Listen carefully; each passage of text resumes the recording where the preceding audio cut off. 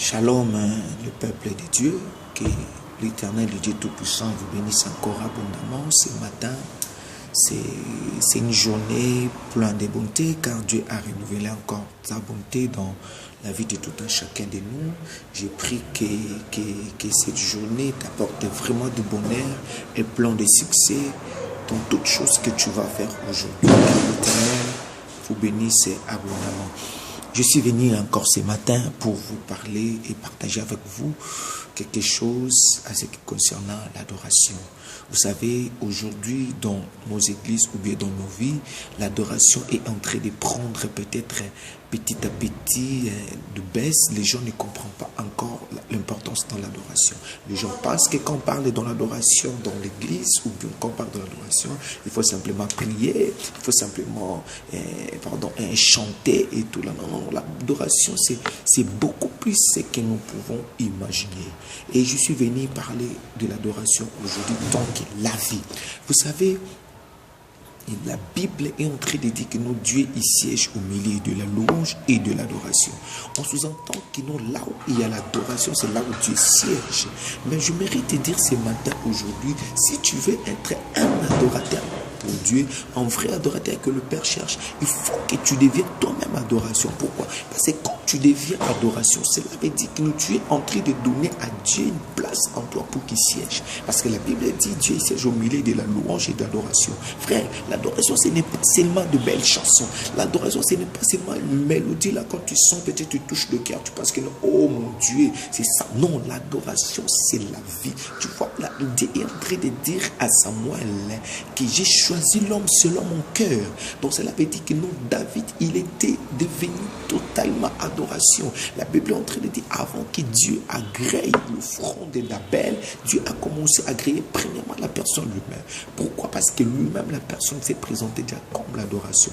Je suis venu seulement ce matin pour te dire une seule chose, que non, ne pense pas que les offrandes, les chansons ou bien ce que tu fais, c'est ça, c'est moi l'adoration. Non, l'adoration c'est tout ça, mais une vraie adoration, c'est la vie.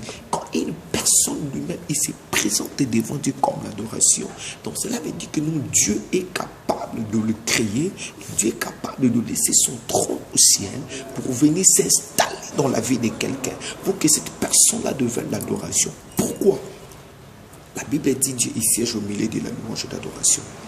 Donc cela veut dire là où on adore Dieu, c'est là où Dieu siège. Donc cela veut dire que nous, là où on adore Dieu, là où Dieu siège, c'est devenu comme un endroit habituel de Dieu, là où Dieu vient pour siéger.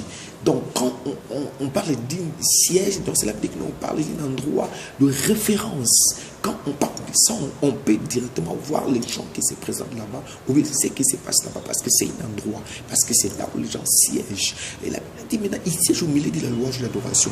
Imaginez-vous, si aujourd'hui tu es devenu toi-même adoration, cela veut dire que Dieu va siéger en toi. À chaque fois, les gens vont commencer à chercher Dieu, les gens vont commencer à trouver Dieu en toi, parce qu'il est siégé en toi. Je suis venu seulement ce matin pour te dire, mon frère, ma sœur, il faut que tu changes ta manière d'adorer Dieu.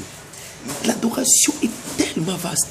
La grandeur de l'adoration, c'est comme la grandeur d'un monde, on ne peut pas mesurer. Mais nous sommes en train de limiter l'adoration. Tu vois, même dans nos églises, on dit le dimanche que non, le dimanche c'est un culte d'adoration. Mais quand on va venir, on va commencer, le monastère, il va commencer à vous amener. Un moment, il dit non, mais non, on veut adorer Dieu. Non. On a intitulé que nous les quitte de d'oiseaux. C'est nous tout ce qui se passe là, c'est l'adoration. Frère, mon frère, ma soeur, toi qui es peut-être le conducteur du culte, arrête de dire ces choses. Maintenant, c'est le temps d'adorer Dieu. Non, quand on parle de culte d'adoration, tout ce qu'on sait faire, il faut que ça soit l'adoration. Arrêtons un peu de commencer comme si à moderniser l'adoration. Non. Laissez l'adoration, que ça soit l'adoration pour Dieu. Quand nous sommes en train d'adorer Dieu, faisons en sorte que Dieu agrée notre prière et notre adoration. C'est ce que je voulais vous parler ce matin. L'adoration. Donc, je voulais simplement te dire que nous faisons de l'adoration ta propre vie. Que Dieu retrouve en toi l'adoration, que tu deviens une adoration pour Dieu. Quand tu vas élever ta voix pour prier, que Dieu lui-même qui se sente que non, cette personne, il est en train de me donner quelque chose qui m'appartient. Quand tu vas bien adorer Dieu, laisse-moi te dire, ta vie ne restera plus la même. Ta vie changera. Je prophétise sur toi qu'à chaque fois que tu adoreras Dieu, le ciel s'ouvrira et la bénédiction de l'Éternel descendra sur toi et tu vas vivre la main de Dieu et rien ne sera impossible à toi au moment où tu vas commencer à adorer Dieu.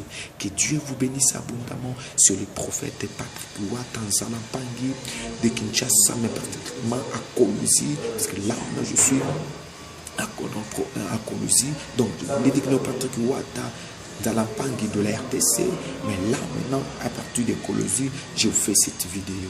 Que Dieu vous bénisse abondamment, que la main de l'Éternel soit sur vous au nom puissant de Jésus-Christ. Amen.